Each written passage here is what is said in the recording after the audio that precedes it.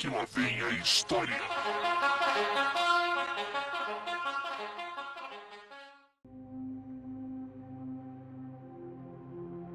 Se você me acompanha aqui no YouTube há algum tempo, deve ter percebido duas coisas: a minha relação de amor e ódio com a Fundação SCP e o meu fascínio pelo folclore brasileiro. E como o meu último vídeo foi sobre o auge e a queda da Fundação SCP, e esse assunto ainda tá quente na minha cabeça, eu tive o seguinte pensamento: por que não pegar alguns personagens marcantes do folclore brasileiro e transformar em SCP? Então, esse vai ser o tema do vídeo de hoje.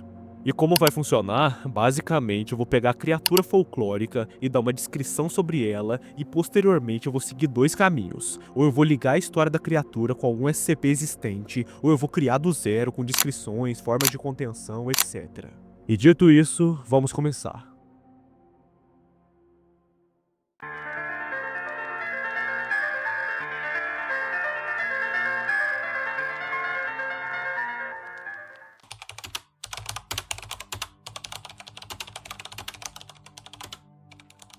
E para começar o vídeo, nada melhor do que transformar a clássica lenda da mula sem cabeça em um SCP. A mula sem cabeça é uma figura clássica do folclore brasileiro, descrita como um fantasma de uma mulher amaldiçoada por se envolver com um padre. Como punição, ela se transforma em uma mula sem cabeça, soltando fogo pelo pescoço enquanto galopa furiosamente pelos campos entre a noite de quinta-feira e a manhã de sexta-feira. O seu galope é ensurdecedor, as suas patas ferradas ressoam pelo chão e, apesar de ser descrita como sem cabeça, o seu relincho aterrorizante ecoa à distância. Acredito que o número 666 caiba bem aqui, porque a criatura tem uma origem meio infernal, e a classificação Euclídeo também, porque nessa classificação o SCP é meio imprevisível, e a mula sem cabeça normalmente é só uma mulher comum e do nada vira mula. Agora, falando de contenção, podem existir duas formas. Primeiro, a eliminação total do SCP, quebrando a maldição, removendo o freio da sua boca ou ferindo ela com uma madeira virgem, ou literalmente conter ela na fundação para estudos, etc. Se for seguir esse caminho, podemos usar um trecho da lenda que fala: se a amaldiçoada for amaldiçoada 7 vezes por um padre, ela se revela. Assim, prender a mula em uma câmara de ferro coberta de água com o áudio gravado por um padre rodando 24 horas por dia amaldiçoando ela, faria a criatura permanecer nessa forma para sempre, e com a água, o fogo da mula seria apagado constantemente, acabando com seu perigo. E esse ciclo continuaria, mantendo a criatura sem poder se mexer ou arrumar brechas de contenção.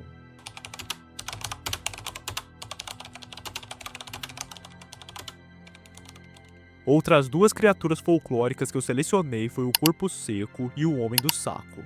No caso deles, eu tive uma ideia um pouco diferente, mesclar a mitologia deles com o SCP-096 e o SCP-106 consecutivamente, mas antes vamos contextualizar.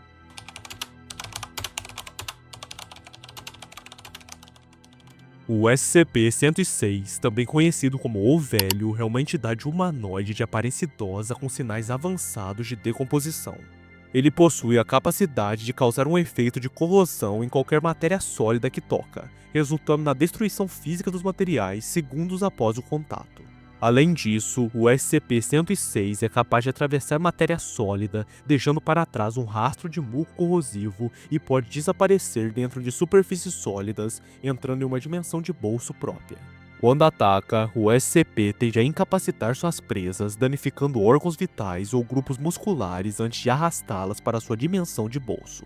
E ele tem preferência por humanos na faixa etária entre 10 a 25 anos. Agora, no folclore brasileiro, o Homem do Saco, também conhecido como Papa-Figo em algumas regiões, é descrito como um velho maltrapilho, corcunda e barbudo que vaga pelas ruas carregando um grande saco nas costas. A sua intenção é capturar crianças desobedientes e, em algumas versões, consumir seus fígados. Na minha visão, a gente só alteraria algumas coisas para encaixar perfeitamente. Ao invés de indivíduos entre 10 a 25 anos, o SCP seria obcecado somente por crianças, com um limite máximo de idade sendo 10 anos. E o objetivo dele seria capturar suas vítimas e levar para sua dimensão de bolso, que ficaria dentro do saco, e praticar atos extremamente cruéis e posteriormente consumir seus órgãos vitais. E as formas de contê-lo seria igual a do SCP-106 padrão, devendo ser mantido em uma cela selada composta por aço revestido de chumbo. Cela essa que é formada por 40 camadas desse material, com um espaço vazio de pelo menos 36 centímetros entre cada camada. Os suportes que mantêm essas camadas devem ser posicionados de forma aleatória para aumentar a segurança. Além disso, a cela deve ser suspensa a pelo menos 60 centímetros do chão por um sistema de suspensão eletromagnética. Agora que falamos do homem do saco e o corpo seco, como ficaria? Vamos dar uma olhada.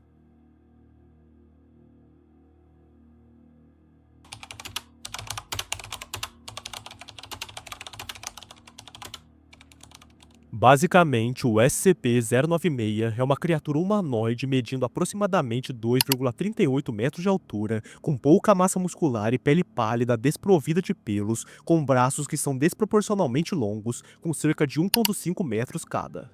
E o corpo seco é descrito como um cadáver ressecado que foi expulso da Terra como punição por seus pecados excepcionalmente graves. Segundo a lenda, trata-se de uma pessoa que em vida cometeu tantas maldades que após a morte foi rejeitada por Deus e pelo próprio diabo, e até mesmo a Terra recusou-se a acolher seu corpo, expelindo-o de volta para a superfície. Condenado a vagar eternamente, o corpo seco é frequentemente associado a regiões rurais e florestais do Brasil, especialmente no interior, onde sua presença é relatada nos estados de São Paulo, Paraná, Amazonas, Minas Gerais e da região Centro-Oeste.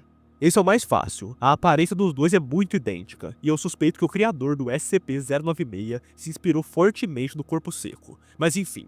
A única coisa que eu mudaria na história seria a motivação do personagem. Ao invés de ver a cara do bicho e ele ficar bolado sem motivo nenhum, a motivação dele seria a vergonha que ele sente dos pecados cometidos em vida. E partindo disso, ao visualizar o rosto do SCP, ele entraria em um surto e correria atrás do indivíduo, e ao invés de simplesmente eliminar sem motivo, ele sugaria toda a energia vital até secar o corpo da pessoa.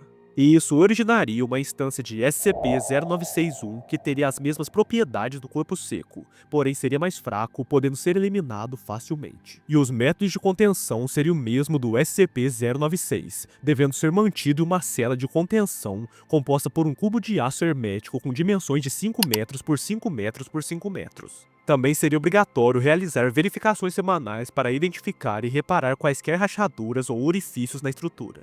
Não é permitido o uso de sistemas de videovigilância ou ferramentas ópticas de qualquer tipo dentro da cela do SCP. Para monitorar sua presença, o pessoal de segurança deve utilizar sensores de pressão e detectores a laser previamente instalados. Além disso, qualquer fotografia, vídeo ou gravação que revele a aparência do SCP é estritamente proibida sem aprovação prévia. Mas essas informações de contenção são da própria wiki do SCP-096, eu somente linkei as histórias. Agora vamos para o próprio SCP, vamos criar a história do Boitatá, que eu vou carinhosamente chamar de SCP-2000.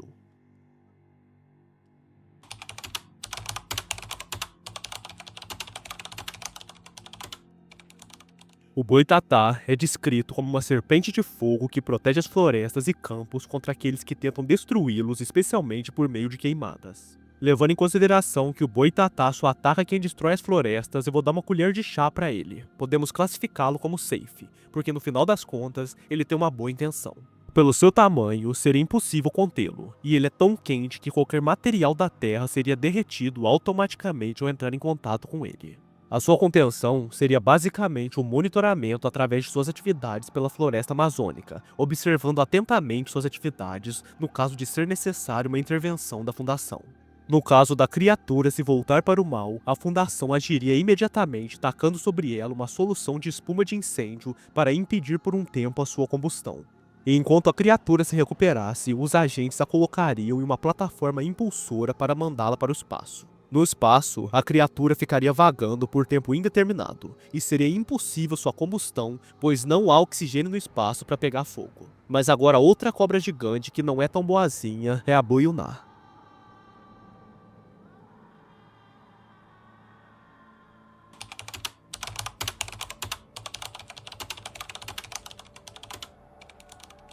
A Boiuná, também conhecida como Cobra Grande, Mãe do Rio ou Senhora das Águas, é uma criatura de origem indígena. Descrita como uma serpente gigantesca e escura, ela habita as profundezas dos rios, lagos e igarapés da região amazônica.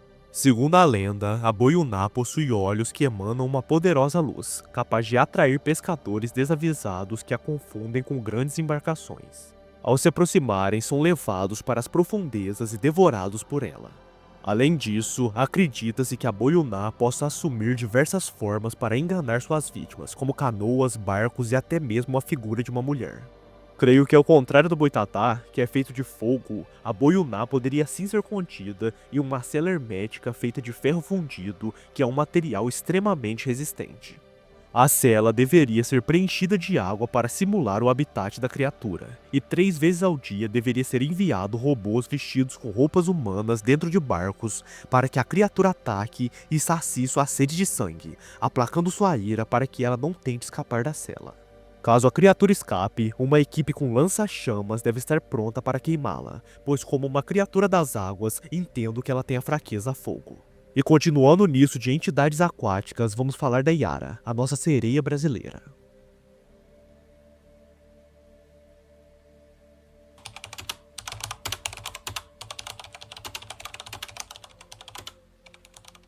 Yara, também conhecida como Mãe d'Água, é descrita como uma sereia de beleza surpreendente que habita os rios amazônicos. Ela possui cabelos longos e pretos e olhos castanhos. Além disso, possui uma voz melodiosa que encanta os homens atraídos para o fundo do rio. A lenda conta que Yara era uma guerreira indígena admirada por sua habilidade, o que despertou a inveja dos seus irmãos. Eles tentaram eliminá-la, mas Yara derrotou a todos em legítima defesa. E como punição, o seu pai a lançou nas águas, onde foi transformada em sereia por espíritos aquáticos. Apesar da história de origem comovente, a Yara pode ser considerada de classe Euclídeo, pois suas ações são imprevisíveis, e por conta disso deve ser contida na fundação. Sua cela de contenção deve ser dentro de uma cúpula de vidro temperado e o ambiente deve imitar a floresta amazônica com um rio de água doce cortando a cela. Segundo arquivos registrados, ao ouvir seu canto, o agente da fundação tenta incessantemente invadir sua cela, causando danos a si mesmo nesse processo. Nesses casos, o agente infectado deve ser dopado e levado para a quarentena, onde seria administrado amnésticos até que ele esqueça do canto e volte às suas atividades. Por conta desses eventos recorrentes, somente agentes femininas podem ter contato com o SCP. Agora vamos sair das águas e falar de uma das criaturas mais perturbadoras do folclore nacional, o cabra cabriola.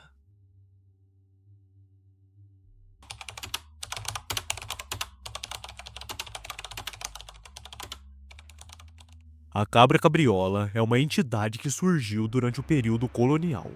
Ela é descrita como uma criatura monstruosa com a forma de uma cabra bípede com a pele completamente acinzentada, chifres retorcidos e fogo emanando de sua boca. Além disso, ela é conhecida por devorar crianças desobedientes, sendo uma espécie de bicho-papão. Cabra cabriola é um ser extremamente demoníaco e por conta disso tem total aversão ao sagrado. Na minha teoria, ela deve ser contida em uma cela rodeada de crucifixos enquanto é rodado o áudio de um alto-falante com orações 24 horas por dia. E por fim, 2 vezes ao dia, a cela deve ser inundada com água benta para enfraquecer a criatura e evitar que ela fuja.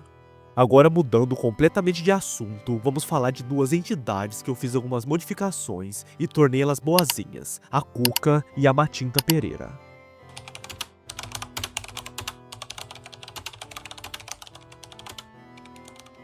Antes de falar das mudanças, vamos conceituar as 2 entidades para quem não conhece.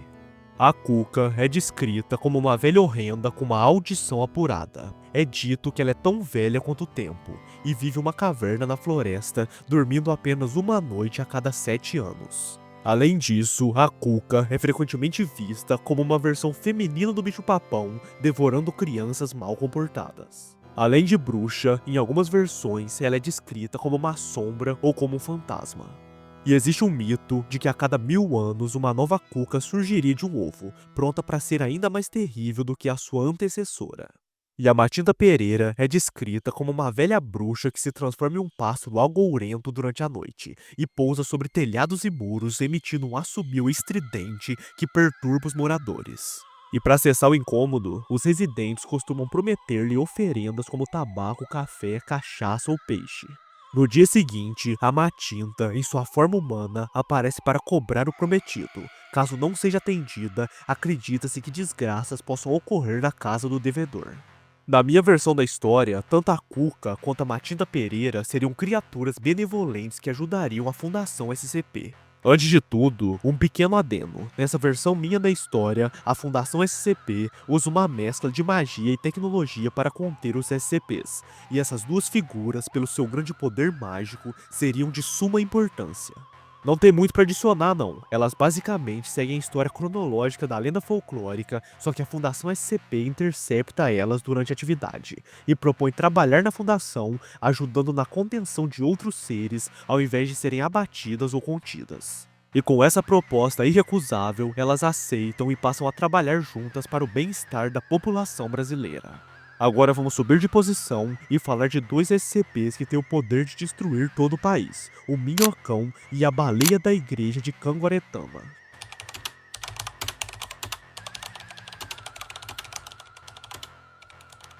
O minhocão é descrito como um ser gigantesco semelhante a uma mistura de minhoca e serpente, capaz de escavar túneis e causar destruição por onde passa. Relatos históricos indicam que ele seria responsável por desmoronamentos de margens de rio, destruição de casas ribeirinhas e até mesmo naufrágios. O naturalista Auguste de Saint-Hilaire mencionou supostos avistamentos na antiga província de Goiás no século XIX, onde descreveu o minhocão como um monstro de grande porte, completamente preto e sem escamas, que podia assumir formas diferentes. Outros relatos históricos incluem o zoólogo alemão Fritz Müller, que descreveu marcas de terra atribuídas ao minhocão, grandes o suficiente para desviar cursos d'água e destruir plantações.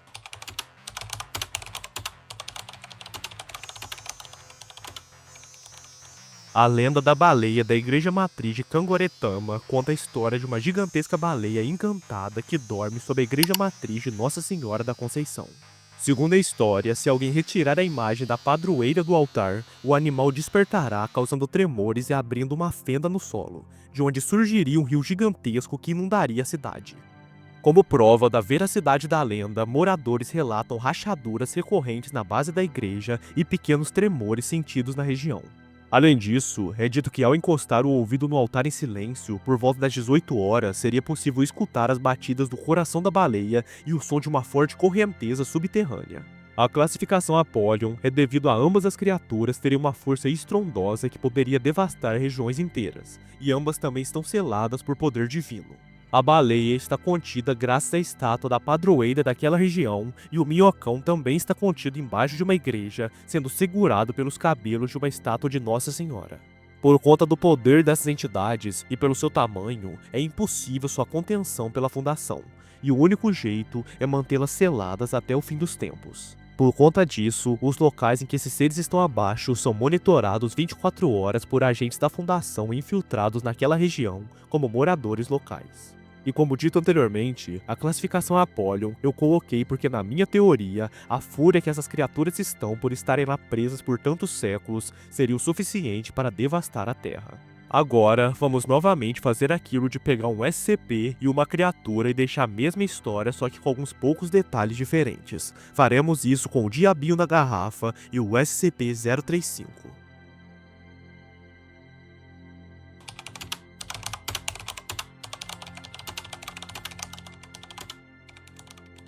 A lenda do Diabinho na Garrafa, também conhecido como Familiar ou Cramulhão, é uma narrativa presente no folclore brasileiro que descreve um pequeno demônio aprisionado em uma garrafa. Ele é capaz de conceder riquezas e prosperidades ao seu possuidor em troca de sua alma. A origem desse ser estaria ligada a um pacto com o diabo, no qual a pessoa obteria um ovo especial supostamente fecundado pelo próprio demônio.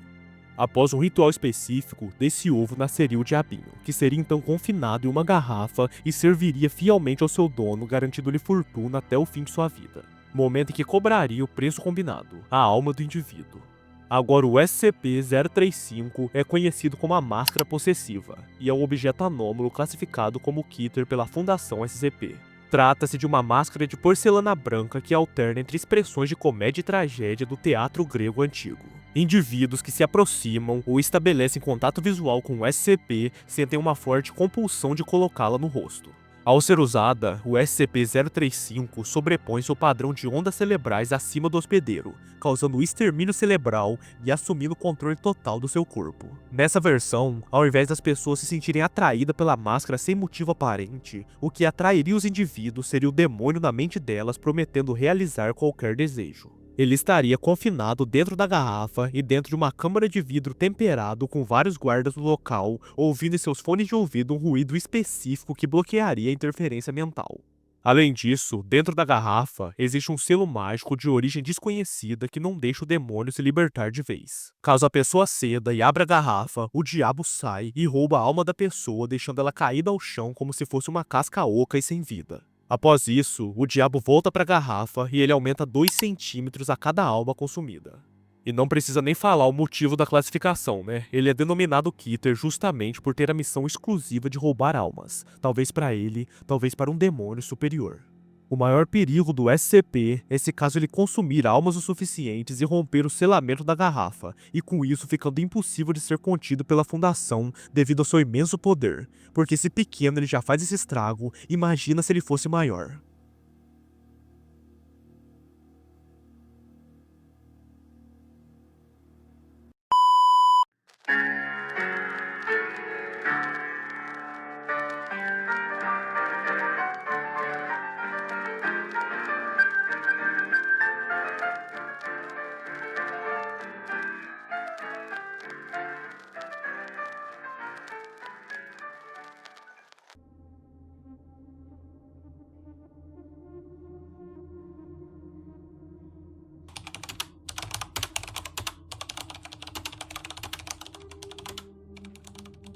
O Gorjala é um gigante de pele cinza com um olho só e todo deformado que habita os confins do mundo.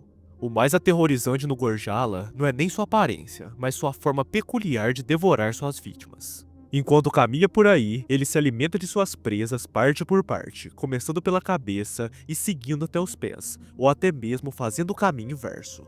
Esse processo de alimentação é extremamente perturbador, pois suas vítimas permanecem conscientes durante grande parte da devoração.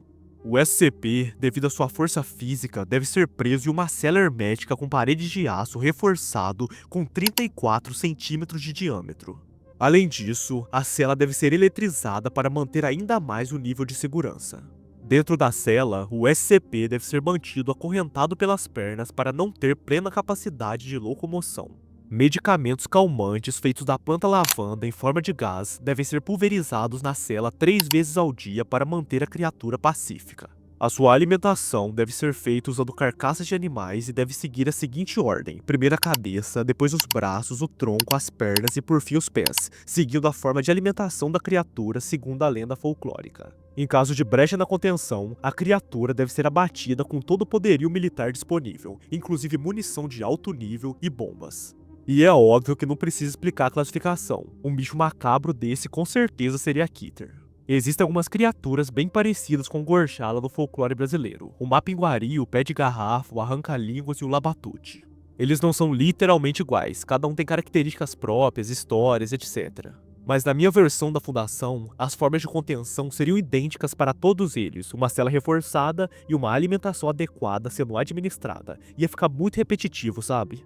Mas para não ficar muito vago, eu vou dar um número e uma classificação para cada. O SCP-143 Mapinguari Euclídeo, o SCP-156 Pé de Garrafa Euclídeo, o SCP-189 Arranca-Línguas Keter e o SCP-560 Labatute Keter. Enfim, dito isso, vamos para a próxima entidade.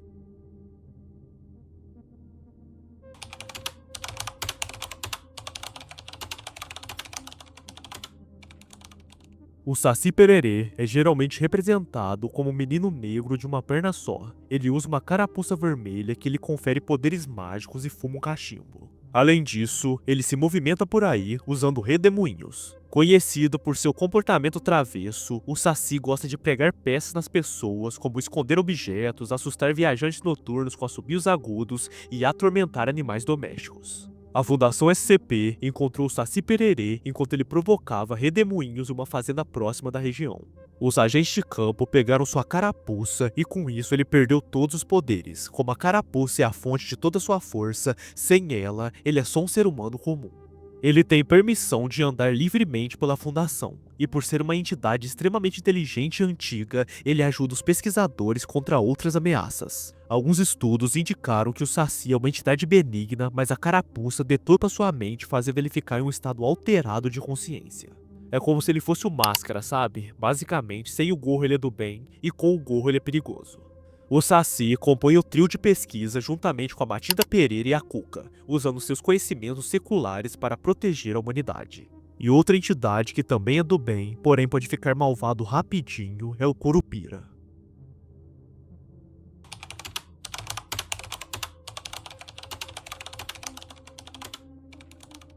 O Curupira é descrito como um ser de estatura pequena, com cabelos vermelhos e pés virados para trás, o que confunde aqueles que tentam segui-lo pelas matas. Sua principal missão é proteger a natureza contra caçadores e exploradores que destroem a fauna e a flora, usando sua velocidade, inteligência e poderes sobrenaturais para assustar e punir invasores. Além da sua aparência peculiar, o Curupira possui habilidades mágicas que o tornam um oponente temido pelos malfeitores. Ele pode criar ilusões para desorientar viajantes, imitar sons da floresta para atrair suas vítimas e até desaparecer rapidamente entre as árvores. O Curupira faz parte de uma subclasse específica de SCPs denominada Os Protetores, e junto com ele tem o já falado Boitatá, o SCP-206 a Caipora, o SCP-207 o Boto Cor-de-Rosa e o SCP-208 o Pai do Mato. Esse grupo até poderia ser contido pela Fundação, porém, eles ficam todos livres porque seu papel como protetores da natureza é bem mais útil do que se ficassem presos em um local isolado. Mas é claro que eles são monitorados remotamente para evitar qualquer incidente desnecessário. Agora, saindo dos SCPs em tese bonzinhos, vamos falar do terror dos sonhos, a Pisadeira.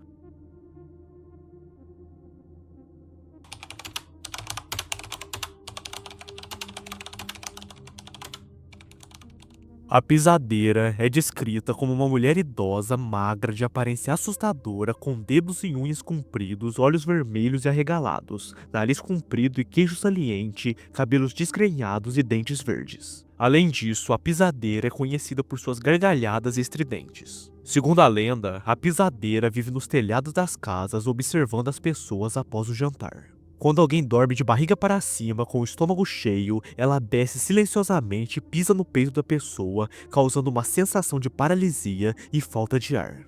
A vítima permanece consciente, mas incapaz de se mover ou reagir, experienciando um estado de terror até que a entidade desapareça. Essa lenda é frequentemente associada ao fenômeno da paralisia do sono, uma condição em que a pessoa ao adormecer ou acordar é incapaz de se mover ou falar, podendo sentir uma pressão no peito e alucinações. A Pisadeira foi descoberta pela Fundação SCP enquanto fazia mais uma vítima na madrugada, e diferente dos outros SCPs, ela não é uma entidade corpórea, é como se fosse uma espécie de bicho-papão. E por conta disso, foi necessário usar uma espécie de magia antiga para prendê-lo em um corpo físico, e a partir daí, a entidade pôde ser contida em uma cela como os demais SCPs. Um fato interessante sobre a contenção da Pisadeira é que todas as noites a Fundação envia um prisioneiro para a cela dela para ser atormentado durante a madrugada. Durante essa tormenta, ela suga a energia vital do indivíduo, não sendo necessário administrar outros alimentos para ela. Existe um rodízio de 70 prisioneiros no total, pois é colocado na cela dela um por semana e o indivíduo precisa se recuperar fisicamente e mentalmente para retornar no próximo ciclo. E esse ciclo sacia a sede de sangue da Pisadeira, fazendo com que ela não tente fugir da contenção.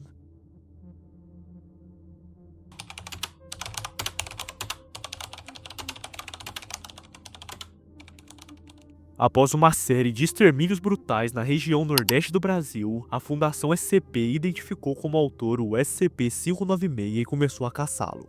O capelobo é descrito como uma fusão entre humano e animal, geralmente com o corpo musculoso de um homem e a cabeça de um tamanduá-bandeira, anta ou cachorro, dependendo da versão da lenda. As suas patas possuem um formato arredondado semelhante ao fundo de uma garrafa e seu corpo é coberto por pelos espessos. Extremamente ágil, ele percorre as matas, várzeas e áreas próximas a rios em busca de suas presas.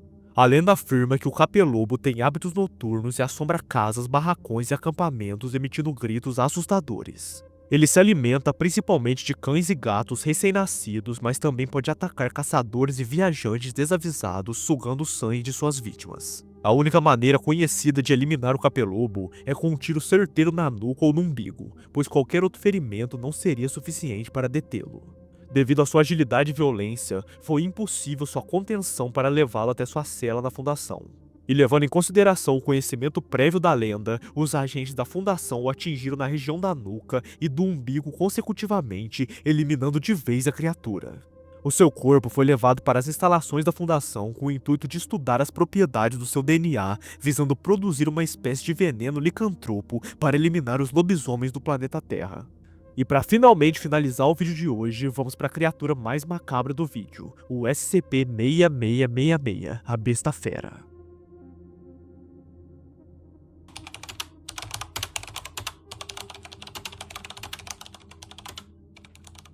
Para a Besta Fera, eu criei uma classificação nova que eu nomeei de Os Banidos. A classificação Banidos se refere a criaturas que têm alguma ligação com o inferno e por conta disso, ao invés de contê-los em alguma instalação, eles podem simplesmente ser mandados de volta para o inferno. Mas o que de fato é a Besta Fera? A Besta Fera é uma criatura mítica descrita como uma fera assustadora de traços indefinidos que devora pessoas e possui um rugido aterrorizante. Sua lenda foi trazida ao Brasil pelos colonizadores e ao longo do tempo assumiu diferentes interpretações. Em alguns relatos, a Besta Fera é comparada ao centauro, com um corpo de cavalo e dorso humano, percorrendo florestas à noite até desaparecer ao encontrar uma flor vermelha coberta de sangue. O som dos seus cascos é descrito como suficiente para causar pavor e ela chicoteia os animais que cruzam seu caminho. Algumas versões da lenda afirmam que a Besta Fera é o próprio diabo que sai do inferno em noite de lua cheia para marcar pessoas com o sinal da besta, os condenando ao inferno. E a contenção dela, bem, ela literalmente foi banida para o inferno, e para isso foi usado um ritual extremamente complexo e demorado. Durante esse ritual, algumas bruxas e magos que prestavam serviços para a Fundação SCP usaram magia antiga para efetuar o ritual. Ao fim, a Besta Fera foi banida para o submundo e seu terror acabou, pelo menos por enquanto. Eu sei, no final do vídeo minha criatividade foi acabando, foi mal aí, mas se tiver uma parte 2, com certeza eu vou trazer um bagulho muito mais da hora e bem elaborado, confia. Mas agora vamos para a conclusão porque eu não aguento mais gravar.